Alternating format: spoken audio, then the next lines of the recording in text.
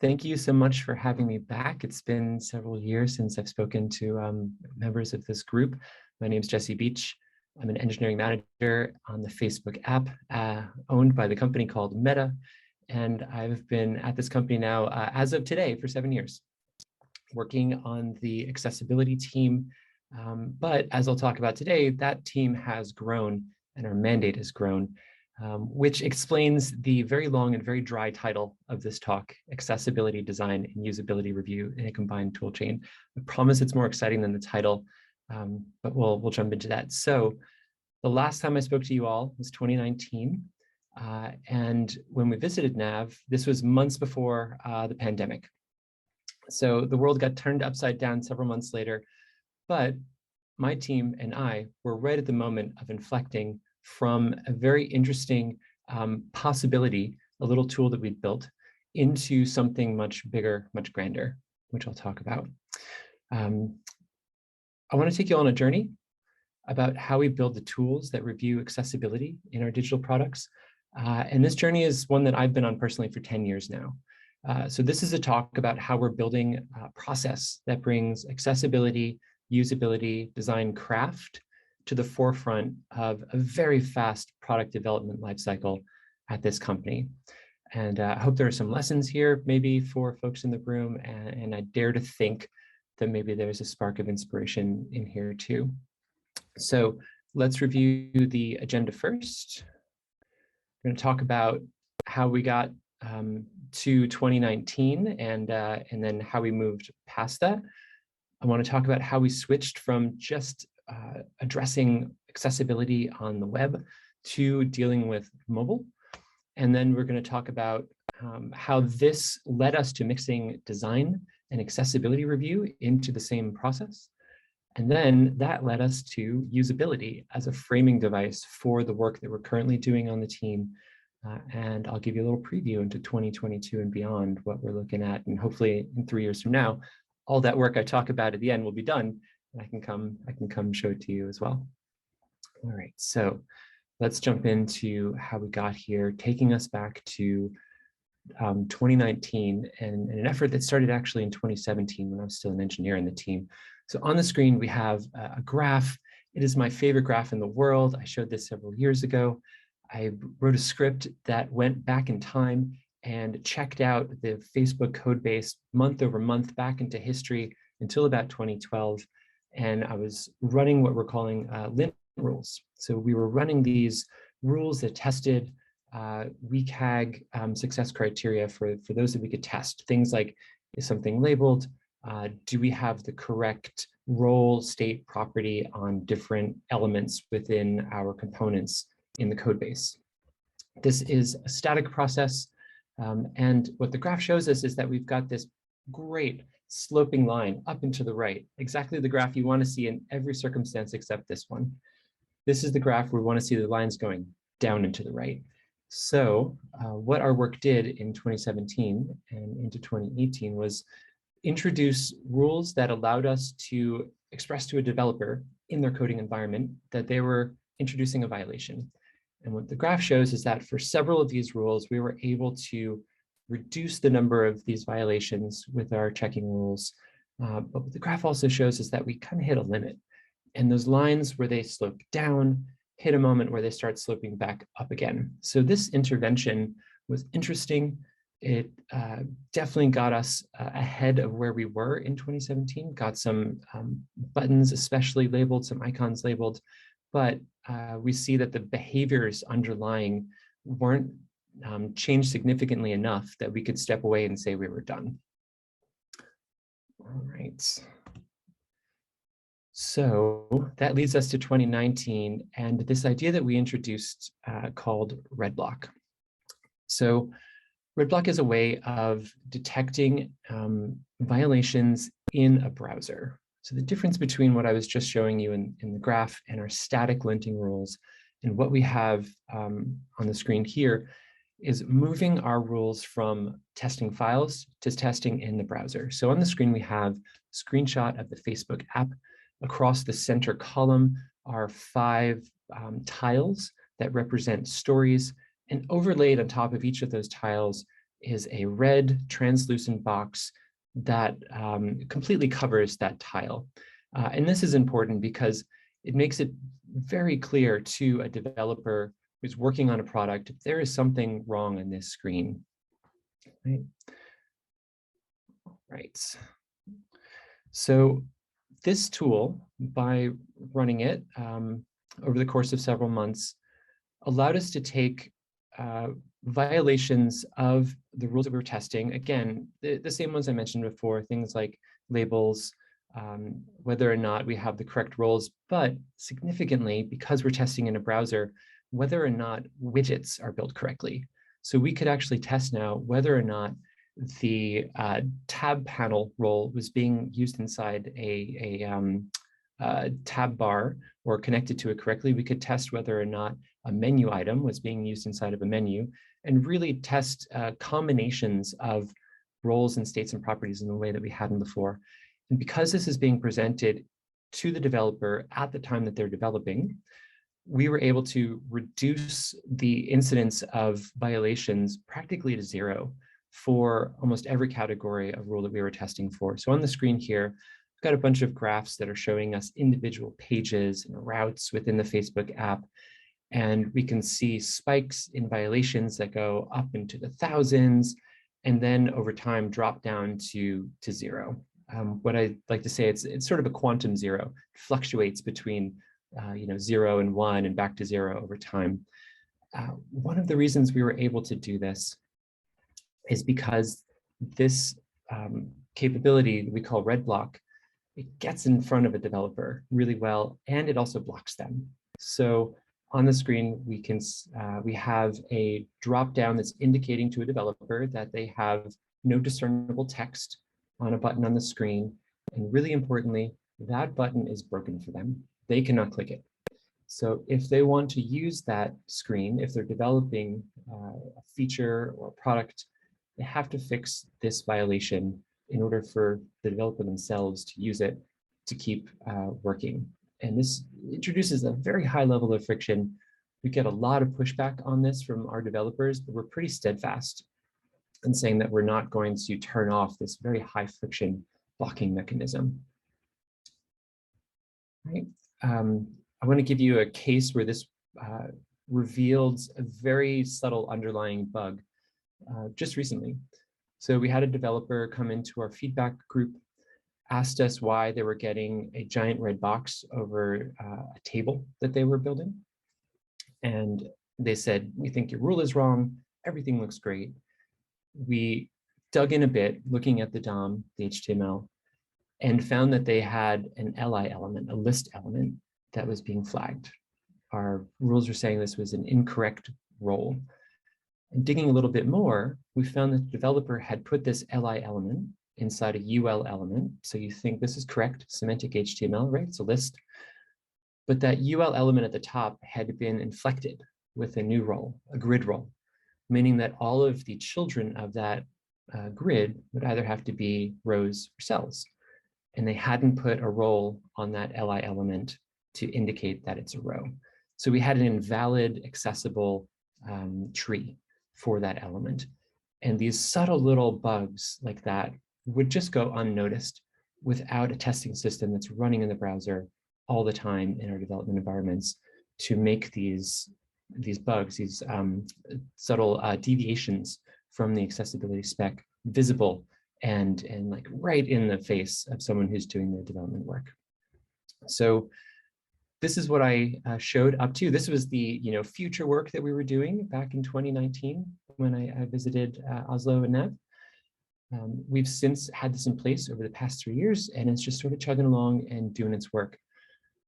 But it only works on web, or did at the time. And we were thinking to ourselves, how do we take this win, these 0 numbers, and bring them to mobile? Because we still have Android, we still have iOS, and we want to get these same reductions in violations and incorrect view trees over to our mobile space. And it turns out that this approach doesn't translate well. So on the screen, we have a screenshot of a phone, an iPhone, and the Facebook app loaded in that iPhone, and red boxes again drawn over the same story tile elements. So we have 4 story tiles across the top of the page, and everything is small. There's not a lot of room on this screen. And when we are layering our elements into this experience, we're suddenly taking up a lot of the real estate, this 2-dimensional real estate, trying to indicate to the developer that something is wrong with what they're building. We don't have enough room here to indicate to the developer how to fix it. On the web, we have endless real estate on the screen. We can put little dialogues and boxes and point them to information. But on a mobile screen, that becomes really difficult. And when you're going to put a lot of friction and block a developer from doing their work, you have to make it very easy for them to get unblocked, or they will get very, very cranky. So we experimented with a bunch of ways to make it easy for someone to understand why they were getting blocked. What was the way to get unblocked? How could they fix this issue that was popping up?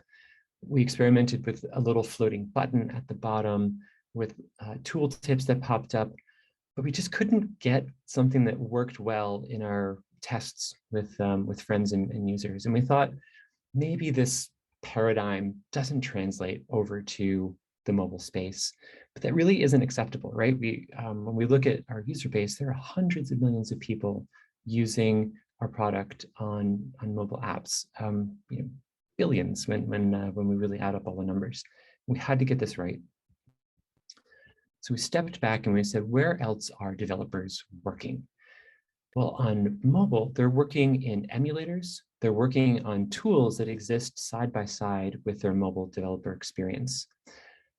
And we thought, well, we can go there. We can take these rules that we're writing to understand if the rendered view of an app is correct according to our rules, and we can move those into a space on the side and let a developer inspect and find the support that they need in that space. So on the screen, what we have is a tool window. Down the center column, we have 3 boxes. There's a box for craft, accessibility, and performance. And then inside of those boxes, we have some rules that we've written. One of them is inconsistent text style used. We have a small touch target rule, a too low contrast rule, and a missing label rule. And then on the right side of the screen is an emulator that shows the Facebook app. And again, we've taken that concept of drawing a red box over an element and transported it over to this view. But in this case, we're not blocking anymore. We're simply using that red box to indicate that there's something to look at, that the developer should pay attention to this space. And we have more information now about the violations in this tool, which takes up the majority of the screen. And once we separated these concepts, it kind of opened up a space in our mind that we hadn't been aware of before, that there was a place where we could express a lot of information about this field of accessibility to our developers. But here's the problem. They don't have to come to this tool. Maybe 25 or 30% of our developers use this process of emulation rather than an on-device development process. So we're not going to catch them all. And they have to open up this plugin within a larger tool, and they have to run it.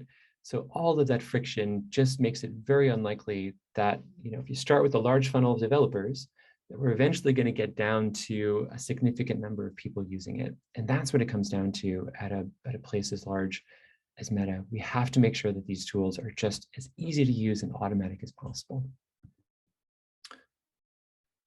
So let's recap where we are at the moment. We have years of experiments now to understand static code and the rendered views of both web and mobile. What I didn't mention before is that to get to the point of understanding the elements on a screen in a rendered view of Android or iOS, we really had to do some deep digging into the code of how we do the rendering for both systems, and especially on iOS, some black magic to understand what the rendered values are coming from that code that produces the screen, so that we could then take those values and bring them into the tool and surface them to our developers. At this point, we've developed dozens of rules that we can run on our rendered views, and we've used the success criteria over in the Web Content Accessibility Guidelines to inform those rules, but we've also sort of dug a bit deeper to write rules that understand the associations between parent and containers, between parent and child, so that we can understand if a widget is built correctly with all the right relationships and the right states and properties. This visual presentation of a red box is like nothing else in our apps. It really stands out, and for a developer, it draws their attention pretty quickly. We did some experiments with creating tasks from these violations, and we had proof over the years that if the task is easy, a developer will fix the problem. And finally, we were getting pressure from our design organization to help them out with the switch to dark mode. Dark mode is a flipping of the elements on a screen, so the background, which is usually light or white, becomes black. And then all of the content on top of that is presented in light or white, so that if you're viewing a screen in the dark, or if you prefer sort of a high contrast light text on a black background, that will, our apps could support that, but you'd be surprised. We had thousands and thousands of hard code colors, and we were asking us, can we use this tooling that you've written that can understand the rendered code to help us get this app converted over so that it supports dark mode? All of these things are swirling around at the beginning of 2020. And we thought, you know what? Accessibility and design are really fundamentally mixed. If we can get our designers on board to help us understand if we've built the thing we intended to build, we can use their cycles and their time to do reviews of our app rather than our developers, and get them to help us create tasks and to improve our product. This is sort of an untapped attention resource that we hadn't mined yet. So over the course of a month, we built a prototype. This was January 2020. One of our senior developers went dark for 4 weeks and put together all of the pieces. So on the screen, we have an incredibly, we call it developer art. It is just, you know, whatever components they could get out of the box, jammed together. On the left rail is a list of endpoints. So the controllers that render a screen. We've got FB profile view controller and a bunch of those. In the middle, a very simple list of rules. And in fact, there's just one now. Does this surface support dark mode? And in the main column on the right, a screenshot with red boxes drawn around elements. And what we're doing is we're indicating to a reviewer that the color used to render this text or this background or this icon is a hard-coded color. And they have to use one of our variables here, so that when the system says it should be in dark mode, that variable for primary text will switch to white rendering instead of black rendering, and we get our dark mode. And we took this prototype and we went to our designers and reviewed and reviewed and reviewed and got hundreds of screens converted in this way over to support dark mode. And that eventually launched in the middle of 2020. But this tool was rickety. It broke all the time. Screen uploading was broken. Like, it was the most genuine of prototypes in the sense that it wasn't quite ready for the prime time to launch to our organization. We stepped back and we thought, all right, let's make this a bit more robust, easier for our designers to use. We went and we introduced some of the rules that we had from our previous attempts at reviewing our screens. And for the folks in the room, I want you to recognize on the left-hand rail, we've got rules here that mix design and accessibility. So the top rule that we have for reviewing our screens is the accessibility labels. We really want to make it apparent to our designers what the label of a thing is in the view for visible text and for icons, and give them the opportunity to suggest the text that should be there. What we weren't anticipating when we built this is that we have a role in our company called content design. And our content designers had never had a tool where they could do review like this and come in and inspect the words that had been put into the app. And they have just been so excited about this, and they've become one of our strongest partners in the design of this tool. We've bent it and shaped it so that they can work more effectively. We have a color contrast rule, content quality. We have an attempt to understand our components. So we have our Facebook design system components. Are we using components in this view? We can review touch feedback, touch target size. And this is one of my favorite ones because I feel like this one really mixes design and accessibility well, where a designer has to indicate the touch target area of a button or an interactive element on the screen, especially if that content of the interactive element appears to be smaller than what needs to be the area for a fingertip to be able to get that target easily. And then a rule for typography and a rule for usage colors, which is kind of our holdover from that dark mode effort as we continue to push our designers and developers to use variables for our colors. And with this tool, we're starting to now approach the look and the feel that's going to be the tool that goes forward even into today, where on the screen we're indicating with boxes the elements that have to be reviewed and looked at. This is a pretty big effort.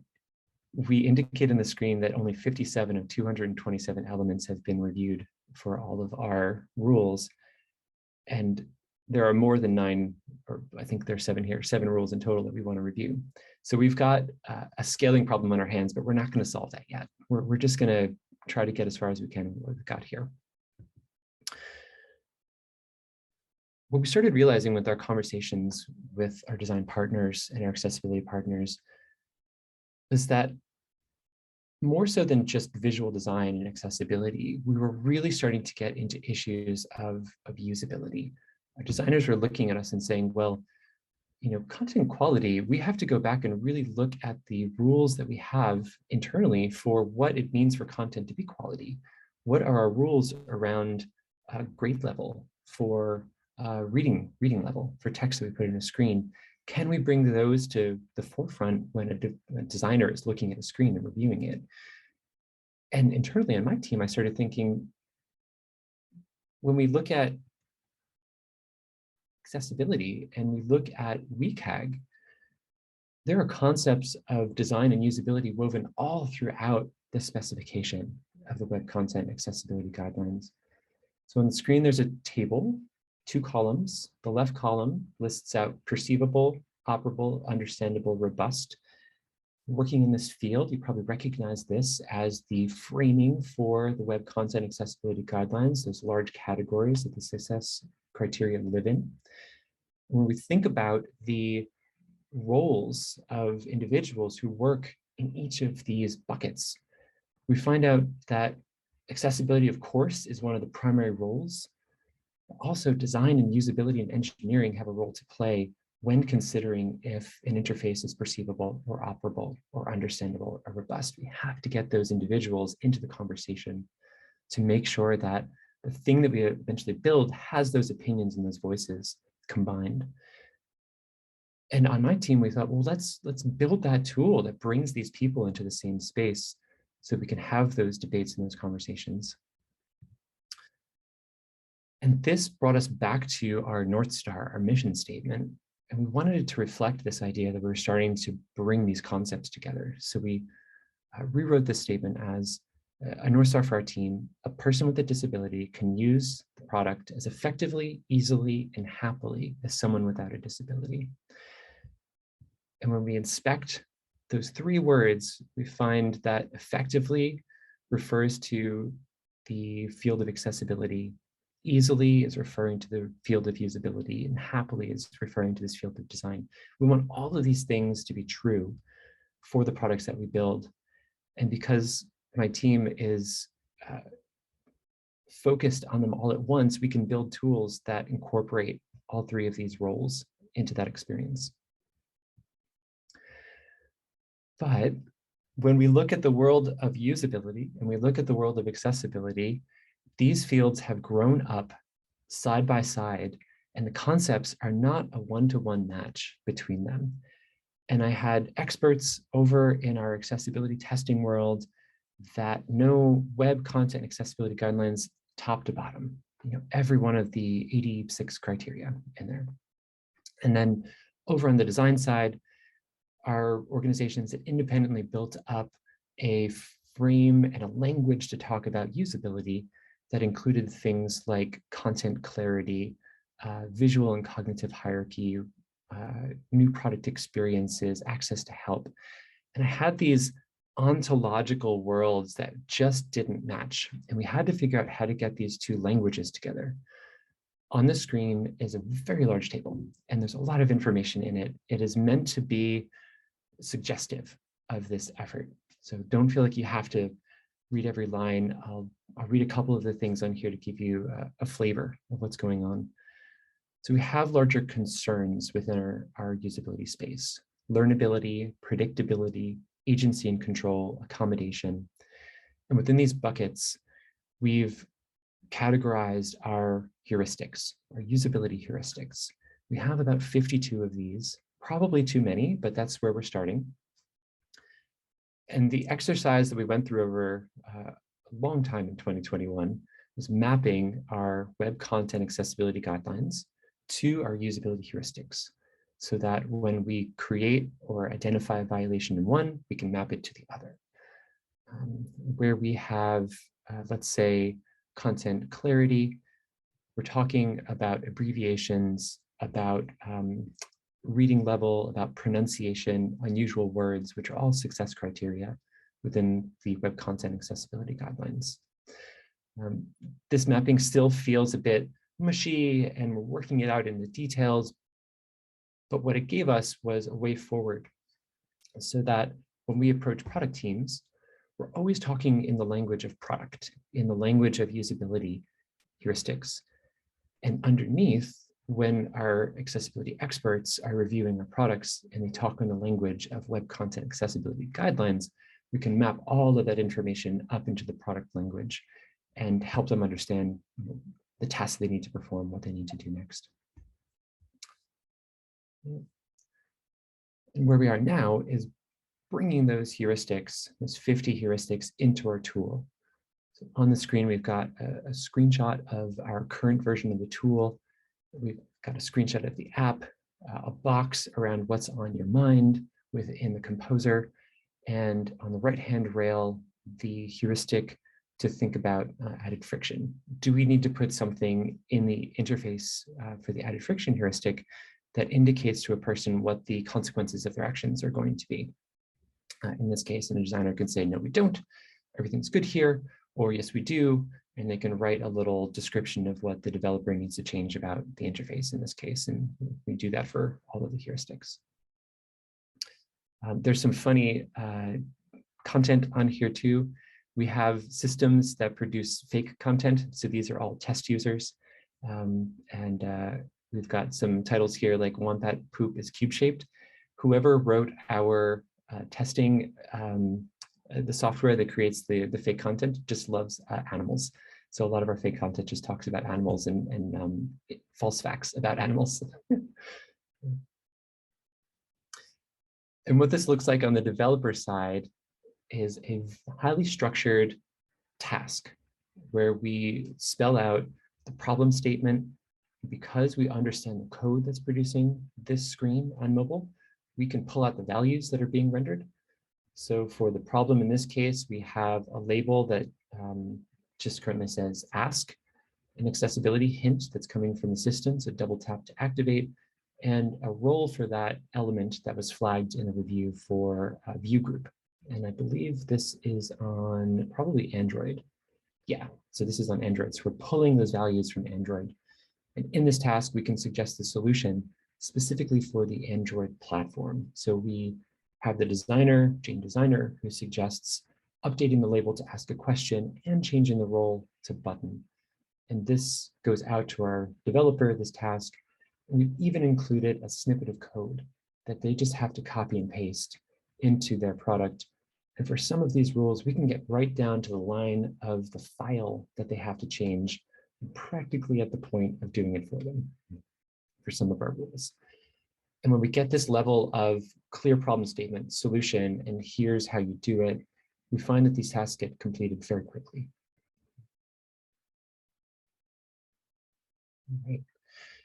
So we've got our design review system built for mobile and web, running well. What do we do next? I want to talk to you a bit about what the rest of 2022 looks for us and beyond. Everything I've talked about up to this point is screen-based. Does this screen pass the rules that we've written in isolation? But that doesn't tell us a lot about, can a person use this product? And ultimately the question we want to be answering is, can a person use this product? Can they use this feature? So what we're doing now is we're bringing these individual screens into sequence so we can look at their review scores side by side and understand if there's a point in a flow. And on the screen here, we have the flow for listing an item for sale. If there's a point in that flow where an individual screen needs so much work that a person can't get past it. So it doesn't matter how well designed every screen is past that one. If there's a block in that flow, then they're not going to be able to, in this case, list an item for sale in our marketplace. On the screen, we have a tool that lists out 4 screens. It starts with the composer for creating a list item, moves on to uploading images for that item, and then looks at the filling in the details about that item in the 3rd screen, and in the 4th screen, the publishing act, choosing which groups to publish this listing to. Once we started talking about flows of our screens, it put us in conversations with our product teams that were very different than the ones about fixing individual violations or individual things that are broken. It started conversations talking about products and about strategy and about design that we just weren't having before.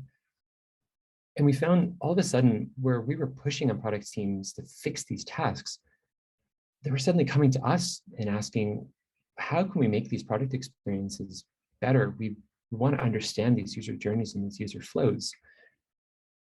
And these inbound requests were a little surprising, because in the 10 years I've been working in the field of accessibility, when product teams come to you and say, people are talking about your stuff, we want to understand how you can make our product better, that's a very new position to be in. I'm so used to pushing that when you stop, it's like when you pick up a container of milk you think is full, but it's actually empty, and it just like, you throw it up in the air because it's so light. And now where we stand is building this tool in a way that speaks the language of product really well. The tool that we built is still a very engineering, very like sharp-edged, doesn't quite solve the problem that we want to solve.